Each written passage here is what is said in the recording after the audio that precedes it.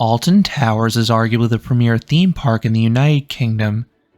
This is a massive park that originally rose to prominence for its historic castle and beautiful gardens, but now it's better known for its extensive roller coaster lineup, and that's mighty impressive given the local restrictions placed upon this park. They most notably cannot build above the tree line, so they need to be creative with their additions, often building downwards and into pits. This has led to some great and truly one-of-a-kind attractions.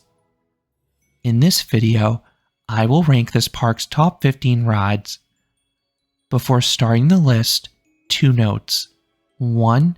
This will only include attractions at the amusement park. This will not include anything at the Alton Towers water park. This is located at the adjacent Splash Landings Hotel, and it requires a separate ticket. 2. There will be one defunct attraction I experienced in a past visit that'll earn an honorable placement. Starting off the list at number 15 is Marauders Mayhem. This is the park's best flat ride, as of this recording. It is a mock teacup ride where the tubs are super easy to spin. Combined with the rotating platforms, this is a dizzying experience. Number 14, Sky Ride. This is the most efficient way to traverse this gigantic park. It saves so much time. You avoid the hills and confusing pathways. And you also get some sweet aerial views on the way, most notably if you take the route that passes directly above the gardens. This is a stunningly beautiful section of the park. Number 13, Gangsta Granny. This is a quirky dark ride in the world of David Williams. It is based upon a children's book, and the ride caters towards kids, complete with a bevy of fart jokes. Most of the plot is driven from simplistic animation, but there are a few physical props that transition you well from scene to scene. Number 12, Congo River Rapids. This is an intimate river rapids ride winding through Katanga Canyon. I like the interactions with the runaway mine train, the well-landscaped course, and the narration alongside the route. The latter was a particularly pleasant surprise. My raft also spun a lot. That being said, this one is rather weak in the rapids department. There only are a handful, and those present only generate light splashes. Number 11, Hex. This has a strong case as the world's best madhouse. Built by Vekoma, this attraction is based upon the local legend of the chained oak tree. I love this theme. The queue and pre-shows take place in the towers themselves. Then you have the main ride system. The movement is great, and it really sells the illusion you're inverting. Then the whole experience maintains an ominous and eerie feel. Number 10, Nemesis Subterra. This is a unique and well-themed experience that expands upon the Nemesis lore. It is best if you go in blind, so skip to the time shown on screen if you want to avoid spoilers. Half the experience feels like a haunted house. The staff members, acting as phalanx operatives, get really into their roles, and a few react suddenly to create jump scares. Then there is a ride component here. It is a small drop tower. It has just one drop that's just 2 stories tall, but it's sudden and suspenseful, so it offers a brief stomach drop sensation. Then it is paired with some binaural audio and physical effects that'll make most people squirm. Up next is where I would have placed Duel. This was an interactive shooting dark ride. It had no shortage of targets. 15 to 20 at minimum were visible at any given point. They all worked for me, and the guns were responsive. Then there were a lot of great set pieces along the way. There were a few segments that were dark and devoid of theming, but a majority of the experience was great. But it was closed after the 2022 season for Number 9, Curse at Alton Manor. This is a good dark ride. I love the original story. It is creepy, and that tone carries through the attraction. The sets are well done.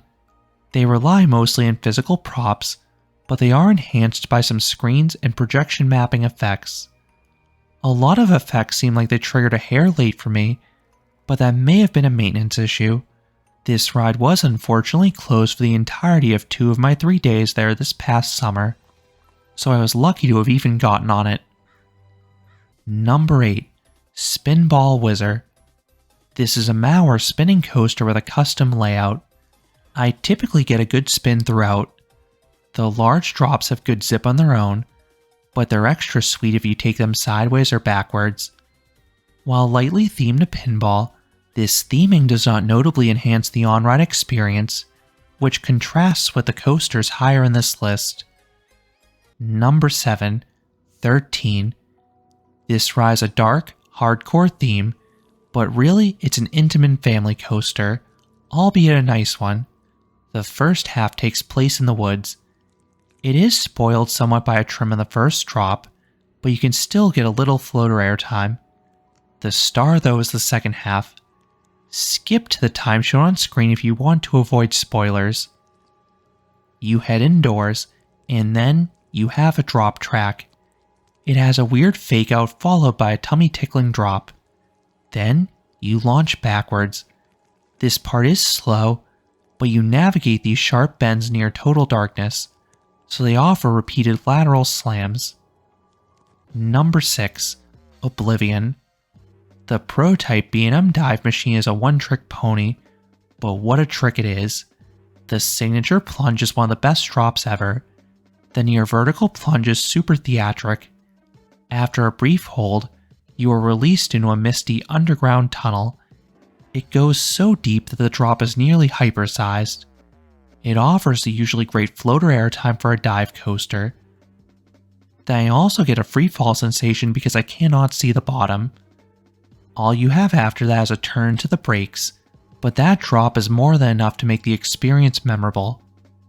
Number 5. Wickerman. This is a well-themed GCI wood coaster. It has an incredibly dark subject matter about sacrifice, but I love that stunning, flaming statue in the center of the ride.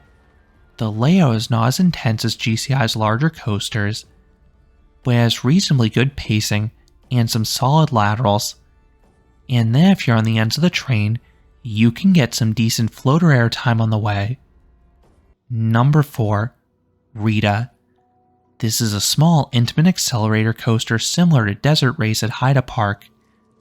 This ride starts with a hydraulic launch with great yank and power. The low turns that follow have strong positive Gs. Then 3 of the 4 hills offer good airtime. The third S hill is a dud, but the ride is peppy and fast-paced. Number 3. Galactica. This was the prototype B&M flying coaster, and it has a different layout than the later ones.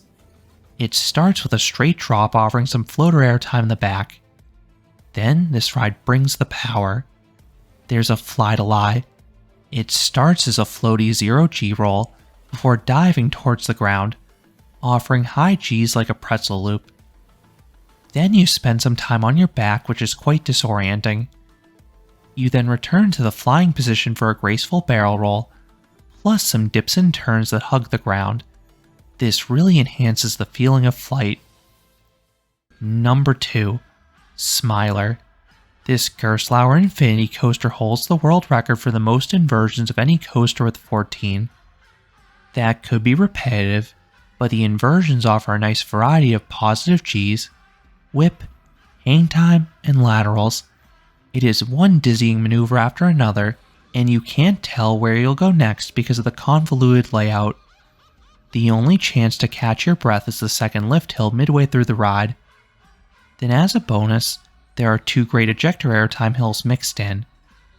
Despite the over-the-shoulder restraints, this coaster tracks reasonably well, and the whole ride is plussed by some awesome and demented theming. And coming in number 1 is Nemesis Reborn. This B&M creation is a case as the world's best inverted coaster.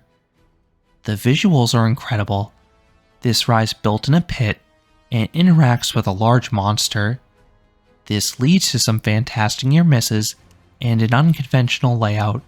The course features 4 very snappy inversions and an uber forceful helix. And despite that power, it manages to remain smooth. The one con is that this coaster is on the shorter side, but it sure is an addictive powerhouse. Those are my 15 favorite rides at Alton Towers. What are your thoughts on this list, or any of the rides at this theme park? Let me know down in the comments. If you enjoyed this countdown, I would appreciate it if you gave this video a like, and you consider subscribing, because there'll be a lot more roller coaster and amusement park videos here at Canopy Coaster. Thanks for watching.